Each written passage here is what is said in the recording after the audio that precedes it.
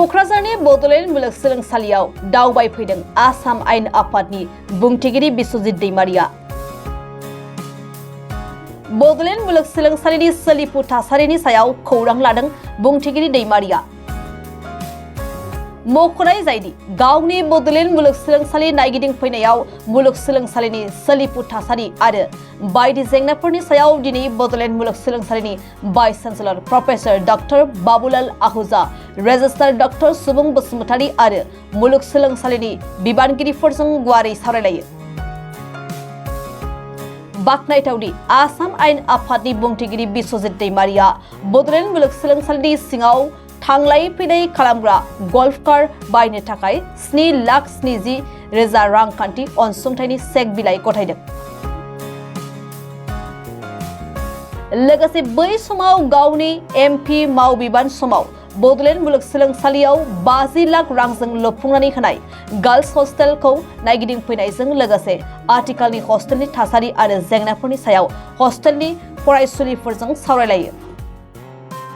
जे बिथांमोना मोनसे गोल्ड कार बेटारिजों सालायनाय गारि इउनिभार्सिटि केम्पासा गिदिरखाय आगोलाव माने बुंबाय थादोंमोन, बे समाव बाथ्रा होनाय जादोंमोन आरो बे हिसाबै बे गोल्ड कारखौ अलरेडि लानाय जादोंमोन, नाथाय बिनि माबाखौ रांखौ माने हरनाय जायाखै पेमेन्टखौ। ओंखायनो आंनि आसाम एसेम्ब्लिनिफ्राय आंनि जिथु फान्ड बे फान्डनिफ्राय आङो 7,70,000 रां बै गोल्ड कार्डनि बेखौ दिनै चेक होफैदों।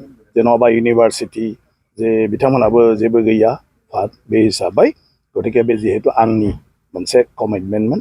मोनसेया जाहैबाय आं जेब्ला एमपिमोन एमएलए स्पिकार जानायनि सिगां 50 लाख रां आं बेवहाय गार्ल्स हस्टेल लुनो थाखाय हरदोंमोन आरो बे हस्टेला कमप्लिट जानायाव बायदिसिना जाहोनाव आं लेंहरबाबो आगोलाव फैनो हायाखै। दिनै जिहेतु आङो इउनिभार्सिटियाव फैदों, ओंखायनो हस्टेलखौ एसे नायनो, केम्पासखौ परिबेसखौ नायनो होननानै आं दिनै फैदों। बेवहाय हस्टेलावबो बेरायफैदों आरो गोबां फरायसुलिफोरखौ लोगो मोनदों, मोजां मोनदों, बिसोरजों इन्टारेक्सन खालामनानै खुब बिस्रा मोजां एम्बिसन दं। औ, जोंनि मानाव गेदेर बिसि आरो रेजिस्ट्रार आरो गुबुन गुबुन स्टाफजों बेवहाय रायलायनाय जादों जे जोंहा माखासे प्रप'जाल दं इउनिभार्सिटिनिफ्राय। मोनसेया जाहैबाय 19टा गोदान डिपार्टमेन्ट बेवहाय माने खुलिनो नागिरदों, अलरेडि आरम्भ खालामदों।